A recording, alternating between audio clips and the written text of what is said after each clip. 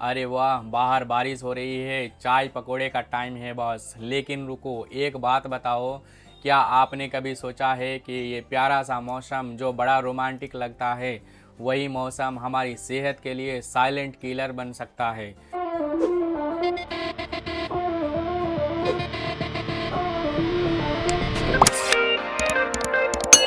जय हिंद दोस्तों, मैं डॉक्टर परवेज खान। दोस्तों, बारिश का मौसम यानी रिमझिम फुहारे, ठंडी हवाएं और मन को सुकून देने वाले मौसम। लेकिन आयुर्वेद के नज़रिए से ये मौसम शरीर के तीनों दोषों वात, पित्त और कफ को असंतुलित करने वाला होता है।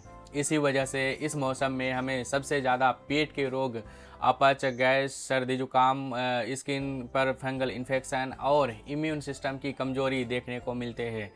आज की वीडियो में हम जानेंगे कि इस मौसम में आयुर्वेद के अनुसार क्या खाना चाहिए, क्या नहीं, किन घरेलू नुस्खों को अपनाना चाहिए और कैसे अपने शरीर को संतुलन में रखा जाए। आयुर्वेद कहता है कि वर्षा ऋतु में अग्नि यानी पाचन शक्ति सबसे कमज़ोर हो जाती है। बारिश के कारण एयर पोल्यूशन बढ़ जाता है, जिससे गैस, बदहजमी, जोड़ों में दर्द जैसी प्रॉब्लम्स बढ़ जाती है। साथ ही कफ दोष भी बढ़ता है, जिससे सर्दी, खांसी, गला खराब, त्वचा पर नमी और इन्फेक्शन का खतरा होता है। इस मौसम में शरीर नाजुक होता है, इसलिए हमें ऐसे आहार लेना चाहिए जो वात और कफ को बैलेंस करे और पाचन अग्नि को मजबूत बनाए। तो आयुर्वेद के अनुसार वर्षा ऋतु में क्या खाएं? सबसे पहला, हल्का, गर्म और सुपाच्य आहार लें, जैसे मूंग की दाल, खिचड़ी, सूप, उबली हुई या भाप में पकी हुई सब्जियां, गेहूं की रोटी या बाजरे की रोटी के साथ लौकी, तोरई, गाजर जैसी सब्जियां बहुत अच्छी रहती है। खाने में थोड़ा घी जरूर डालें, क्योंकि घी वात को शांत करता है और अग्नि को बढ़ाता है। अब बात करें फलों की, तो इस मौसम में सेब, अमरूद, अनार जैसी फलों को शामिल करें। ये कफ को ना बढ़ाते हुए शरीर को ताकत देती है। ध्यान रखें, फल हमेशा अच्छे से धोकर और कमरे के तापमान पर ही खाएं। ठंडे फल या फ्रीज के फल से बचें। इम्यूनिटी बढ़ाने के लिए आयुर्वेद विटामिन सी युक्त फल जैसे आंवला और नींबू की सलाह देता है। सुबह खाली पेट एक आंवला खाए या आंवले जूस ले। ये त्रुदोष नाशक भी होता है और शरीर को रोगों से लड़ने की शक्ति भी देता है। अब आते हैं हर्बल काढ़ा पर, जिसे आयुर्वेद में कसाई कहा जाता है। तुलसी, अदरक, काली मिर्च, दालचीनी, गिलोय और मुलेठी, इनसे बना हुआ काढ़ा दिन में एक बार जरूर पिए।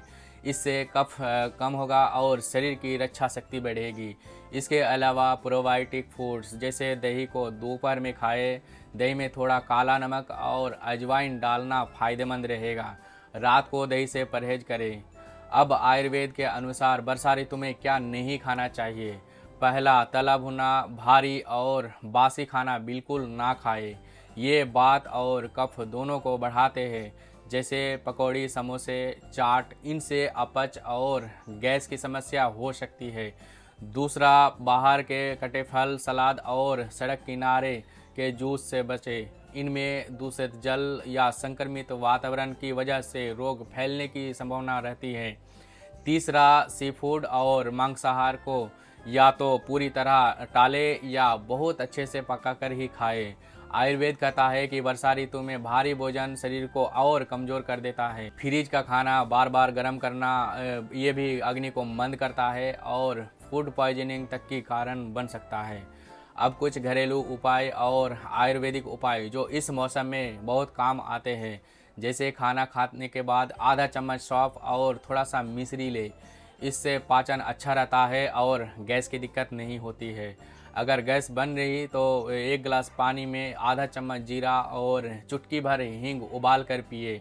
रात को हल्दी वाला दूध पिए। ये न सिर्फ इम्यूनिटी बढ़ाता है, बल्कि वात और कफ दोनों को शांत करता है।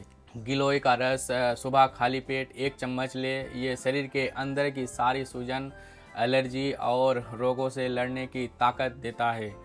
फंगल इन्फेक्शन से बचने के लिए नहाने के पानी में नीम के पत्तियों को उबालकर डालें। शरीर को सूखा रखें और कॉटन के ढीले कपड़े पहनें। बार बार सर्दी जुकाम हो रहा हो तो तुलसी, अदरक और काली मिर्च का काढ़ा पिए।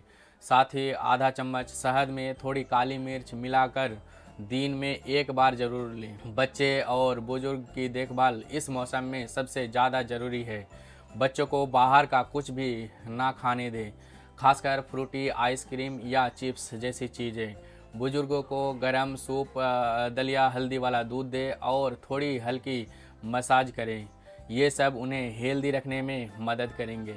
अगर शरीर में दर्द रहता है तो नारियल तेल में थोड़ा सा लहसुन को गर्म कर ले और उससे मालिश करें। बात शांत होगा और दर्द से राहत मिलेगी। तो दोस्तों, आयुर्वेद कहता है ऋतु अनुसार आहार विहार अपनाना ही सबसे बड़ी चिकित्सा है।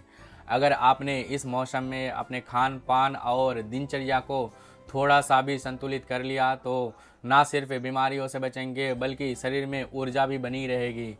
अगर आज के वीडियो से आपको जानकारी मिली हो तो इसे लाइक ज़रूर करें, अपने परिवार और दोस्तों के साथ शेयर करें और हाँ, चैनल को सब्सक्राइब करना मत भूलिए, क्योंकि हम लाते हैं आपके लिए शुद्ध आयुर्वेदिक ज्ञान और घरेलू नुस्खों से भरपूर हेल्थ टिप्स। मिलते हैं अगले वीडियो में, तब तक के लिए स्वस्थ रहिए, प्राकृतिक रहिए और इस खूबसूरत मौसम का आनंद लीजिए। जय हिंद।